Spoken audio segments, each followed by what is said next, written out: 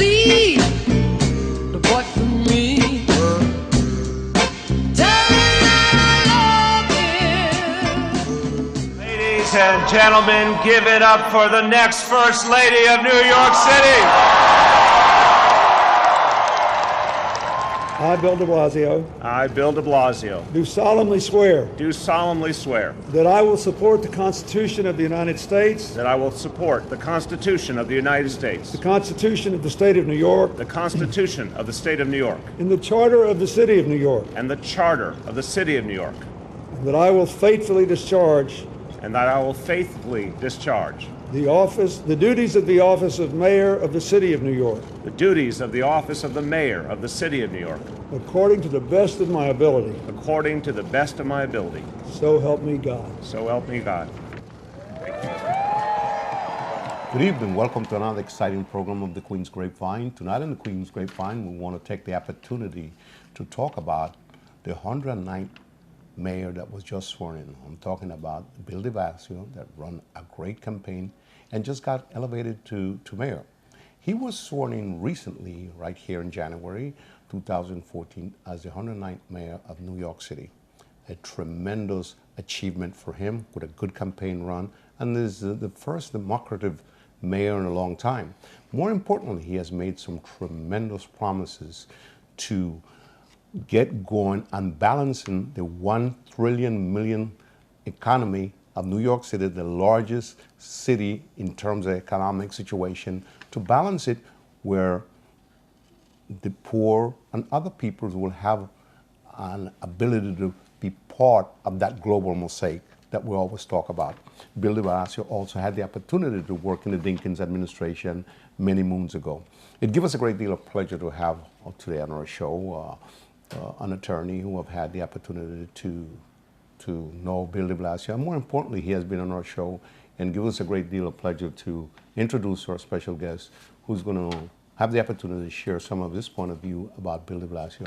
Hi, Ms. Tate, welcome to our program. Nice to meet you. Thank you for inviting me. Well, it's good to have you. You know, we did a wonderful program about Mandela, and a lot of people asked us to have you back on, and I know that you have your pulse a little bit in some of the things that have taken place in New York City. What does Bill de Blasio bring to the table as the 109th mayor in New York City? It can be summarized in one word, and it is change. Now, change is a word that a lot of people use it in politics, but in terms of Bill de Blasio and what is going to happen in the next 4 years, change is critical and a very valid word, completely different from Bloomberg. Mm-hmm. It's a radical change. His views on education, his views on the economy are completely the opposite of the previous mayor. And I think that whether we like it or not, because some of those changes have not been implemented yet, mm-hmm. they are going to be felt and seen by most people in the city of New York. So I think that change is the main word. He was talking about two cities. Bloomberg was talking about basically one city, which he called Wall Street. Now, de Blasio is talking about two cities, which is talking about Black, white, Latinos, poor, working class people, and rich people all together in one city. And I think that and all the boroughs included. And all the boroughs included. But that's what people say. That's what politicians usually say. And now we have to make sure as constituents and as voters that we held him accountable to those promises that he made. But Bill is someone that has always, throughout his life, has been committed to those principles. So I believe that he will be able to accomplish many.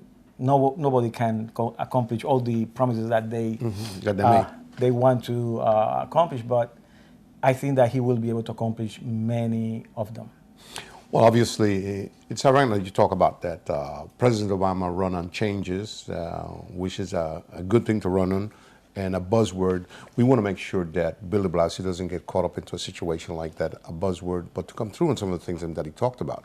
Because Bill de Blasio, even though a lot of people in New York City felt that Mayor Bloomberg did a tremendous job and left the city in a great condition, I think some of the issues that de Blasio is walking into are like a cave full of snakes and lions. We're talking about the contract with the unions are not completed.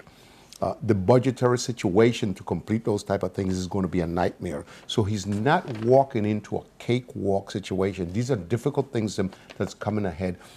Knowing him a little bit like you have in his background, how is he going to come across with these challenges, especially with the teachers and stuff like that? Because some of the challenges that you're talking about, the unions are talking about back pays totaling over $7 million. So how do we resolve these type of things that Bloomberg just left on the table and walked away? Well, there is no better mayor to deal with that problem. If we were going to select a mayor for New York City who was going to be able to resolve that issue, no one more capable and with good relationships with the union movement than Bill de Blasio.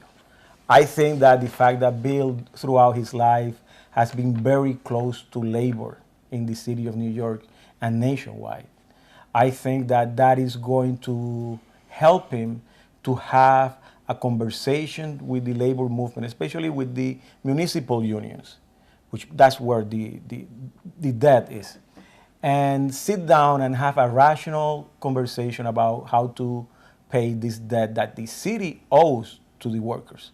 He inherited this debt from Bloomberg. Mm-hmm. Bloomberg was the one who decided not to pay these monies. So I think that the conversation is going to be a rational one.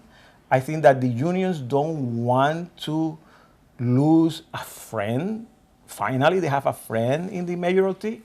And I don't think that they are going to be pushing to the extreme. They know that $7 billion, $5 to $7 billion in debt to the workers is not something that any city in the world can pay from one day to another.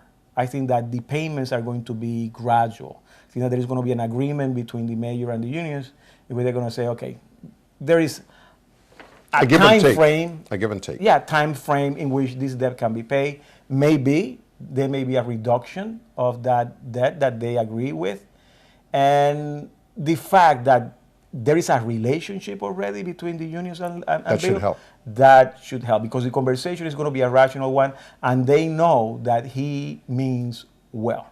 Well, I like your step. We're talking about money. I would hope that the unions also are cognizant of such a large amount. And it's something that's been dragging for a while because Bloomberg did not deal with it for whatever reason. Now it's a Bill de Blasio problem. We know numbers, you and I. Okay, a debt as big as that, to pay all of this, will destroy the budget of New York City in more ways than one. So I'm going to assume that the unions should be prepared to make a large concession in order to not destroy the budgetary situation in New York City. Won't you agree? Yes, definitely. So that's basically my point. My point is that the unions will enter into a negotiation in which they will understand that in any negotiation, to be successful, everybody has to feel like they lost something, both parties. Got to get back a little something to make it work. That they lost something and that they also won something. $7 billion is an amount that cannot be paid overnight, even $5 billion. They understand that. What they do not want is to lose a relationship with a friendly mayor, because there are other things that they have to negotiate besides negotiating that debt. They have to negotiate contracts with the mayor. Almost every year there is going to be 10, 12 different contracts that they have to negotiate with the mayor. And they need someone that is friendly in those negotiations. Maybe they can use those contract negotiations in order to compensate for whatever they don't get in terms of the $7 billion that the city owed to the workers. So there is a lot of room for them to negotiate. What is difficult is to negotiate with someone that really doesn't believe that the workers deserve that money, or that is a second thought in the mind of that person, like it was with Bloomberg. Bloomberg really never took care of workers in the city of New York. It's ironic that you say that. Obviously, the New York Times and the Daily News feel that Bloomberg did an outstanding job. I would like to think the first 2 terms he did a decent job. The last term, I was not thrilled with him, the way how he treated the teachers, okay, the way how he changed everything.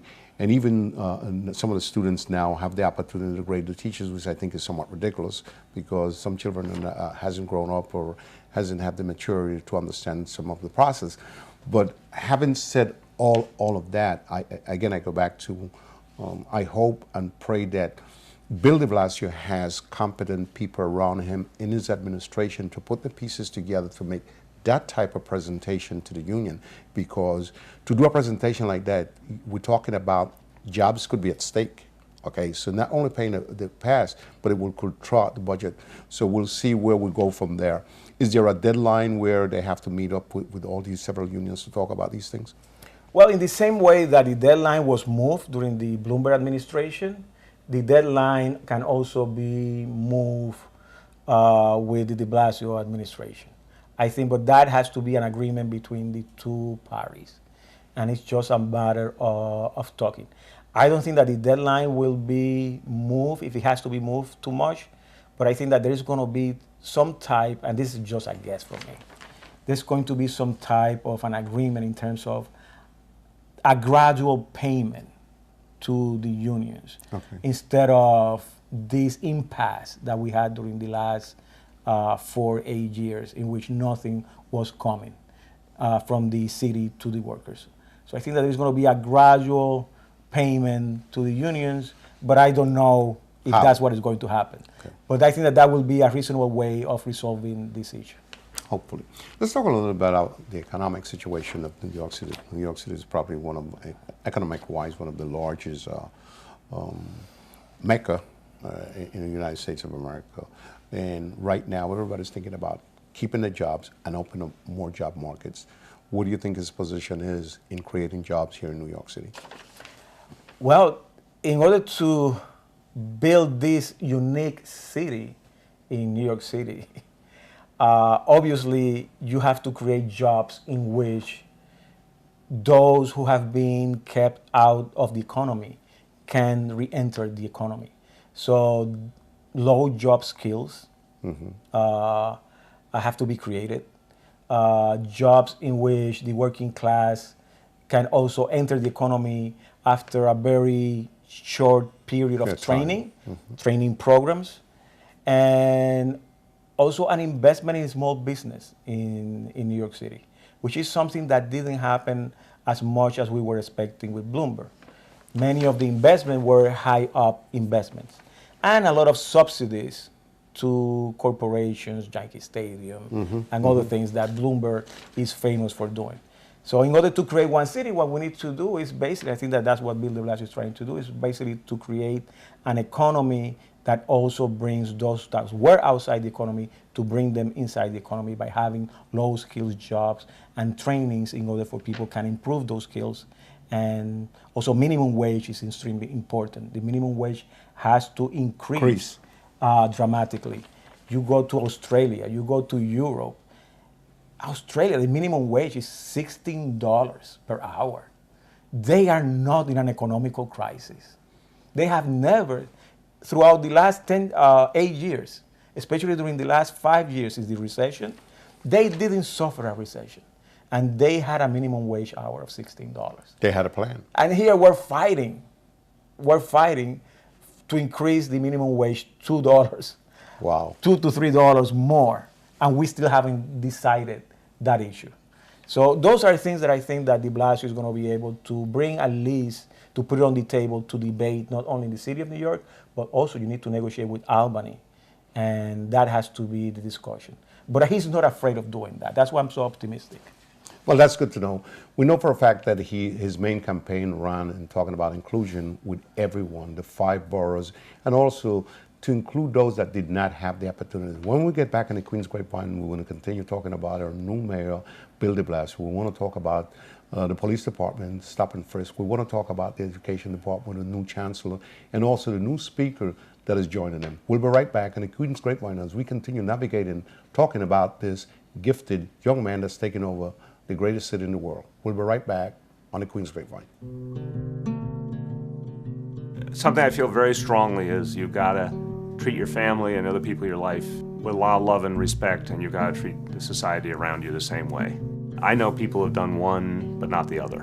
And I really resolved very early on to try and do both. And we're back here in the Queens Grapevine talking about the new mayor, 109th Mayor Bill de Blasio, who just took over the city here in January 2014, and the challenges that are expected under this new administration. And what does he bring to the table? How is he going to make it different? New York City is one of the meccas of the world when it comes to economy and stuff like that, and there's various different challenges awaiting him and how he's going to handle them. So we just hope and pray that he has the right people around him, and we feel that he'll be able to do a good job.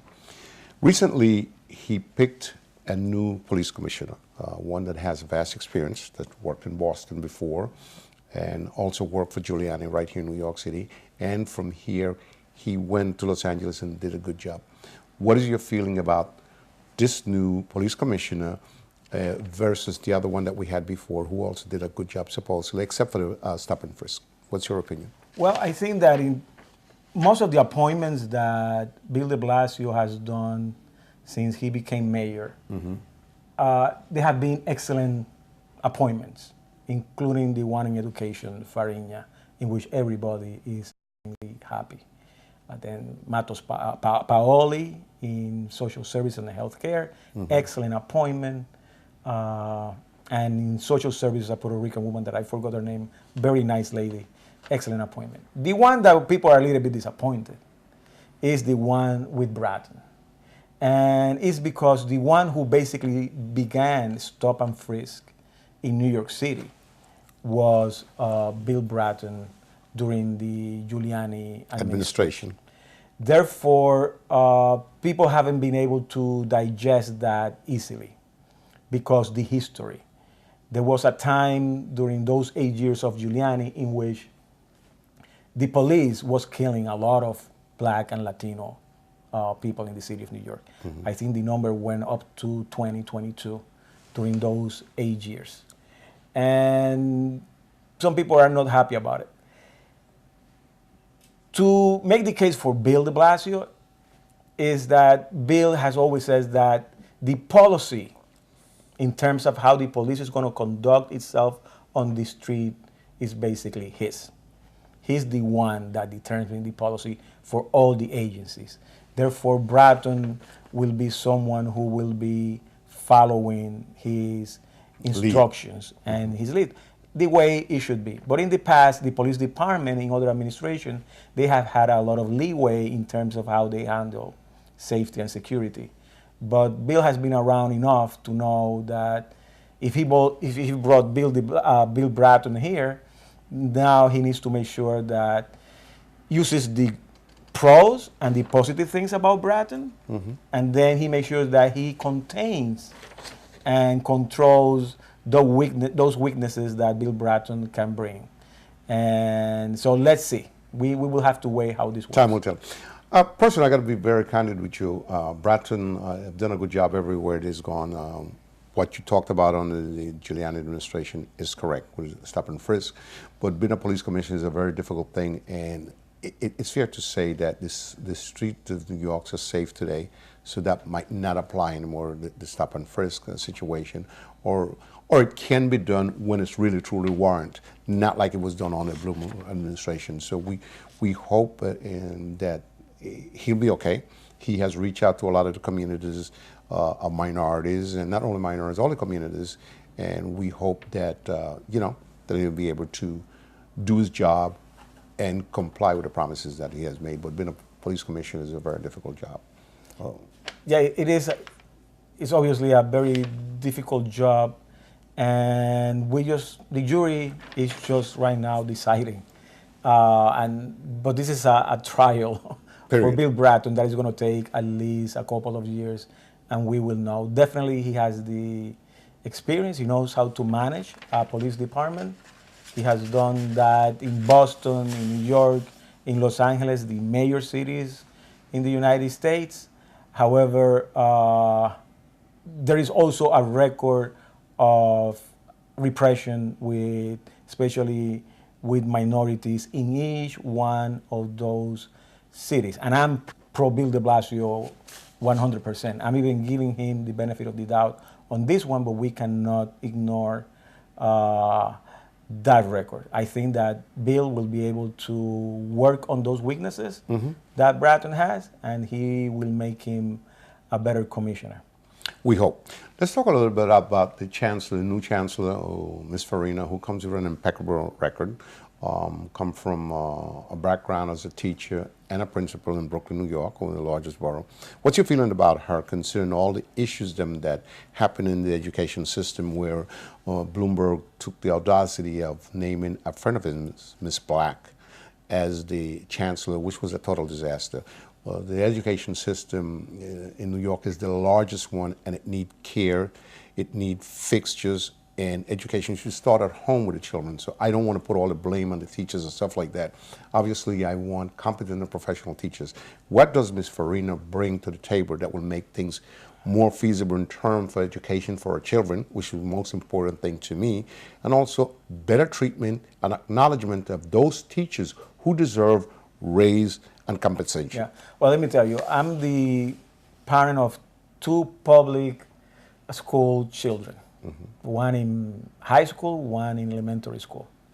And I have been a PTA president. My wife has been a PTA president. So we have been very involved in the education system as parents and contribute just to make sure that the education that our children get is one of quality.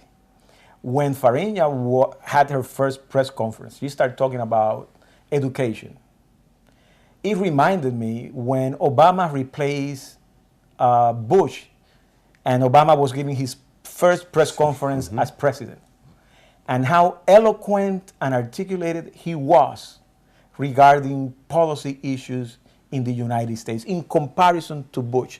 The reason why I bring this analogy is because when I heard Farina during the first press conference talking about education, I remember all the other commissioners that we had under Bloomberg and how awful they were. I mean, you could see the difference in how they articulate policy, because one is definitely an educator. The others were none of them were educators. And it made me feel so happy that finally we have a chancellor that can talk about education not only from the perspective of a chancellor. She can talk about education from being a teacher, from being a principal, from being a superintendent. And a student also, the system. A student and a researcher, and basically an intellectual in education. But he also knows how the system works administratively. But her goal is basically to graduate students that are prepared to become members of this economy. I like the things that you're saying. One of the things that I saw in a hang-up with Bloomberg, he was just consumed with just the testing. Is Ms. Farina above that on understanding the entire thing, otherwise than just testing the kids, and the importance to make sure that they are prepared to go to college or go to a business school or to do other things? Is she focused in those directions? She's focused in basically providing a comprehensive education to all the students. Testing is a minimum part of education. It's an important part, but it's a minimum part. You do testing every week or every 2 weeks in the public schools, on any school. There is already testing being done in the schools in the United States. But to prepare the students the whole year for only one test at the end of the year, that is ridiculous. In one day, that specific day, a lot of things can happen. Sure. It's completely unfair. And also what you have are students that are concentrated on math and science.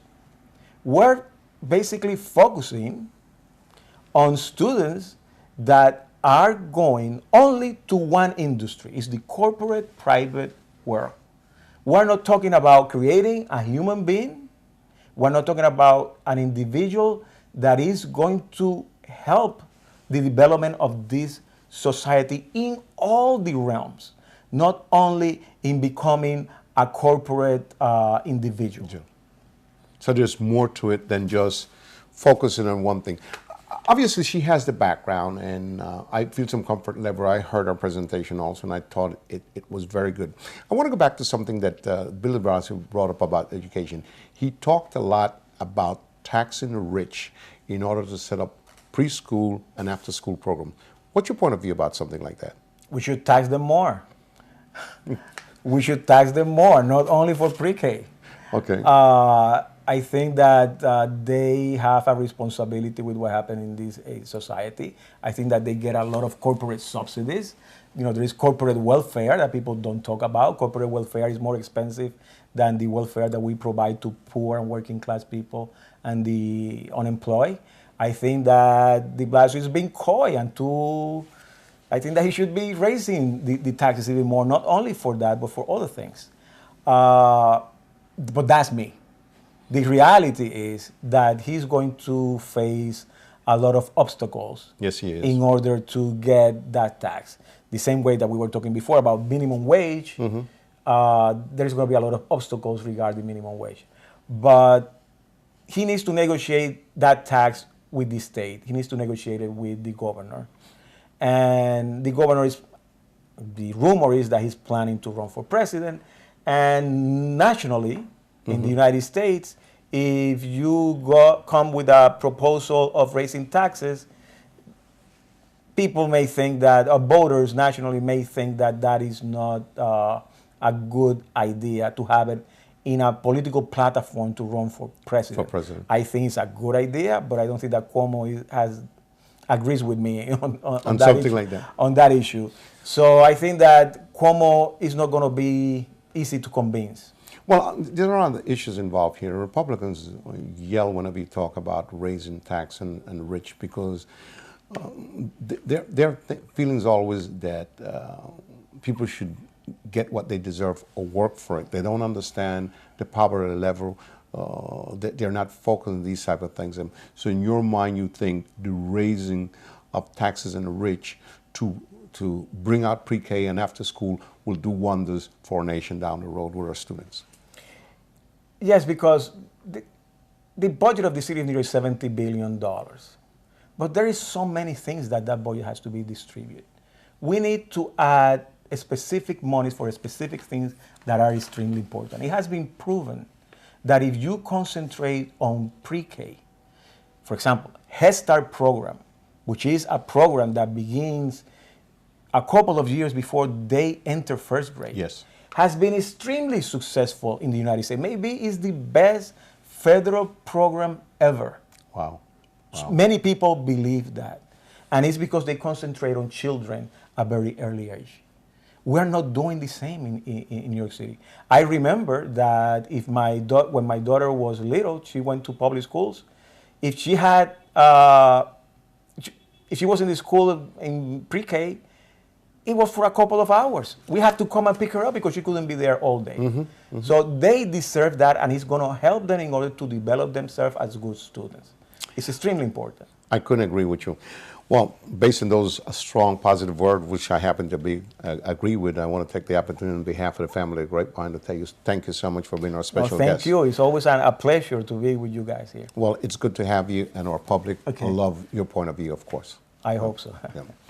In behalf of the family of Grapevine, we want to say that we hope and pray that Bill de Blasio has the capacity to run this large city and to meet the challenges such as the one that we have that are needed in education for our children. We want to make sure our kids are prepared for the day of tomorrow, to know they have the capability and the capacity to read, because the education system has failed a little bit in America, and we need to pick it up. We need to prepare our children for the day after tomorrow to avoid the poverty situation that the entire blanket of America is going through today. It's not only about the rich, but it's also a part of the poor, because we're people too. We'll see you next week at the same time in the same place on the Queen's Grapevine. Good night. If you ever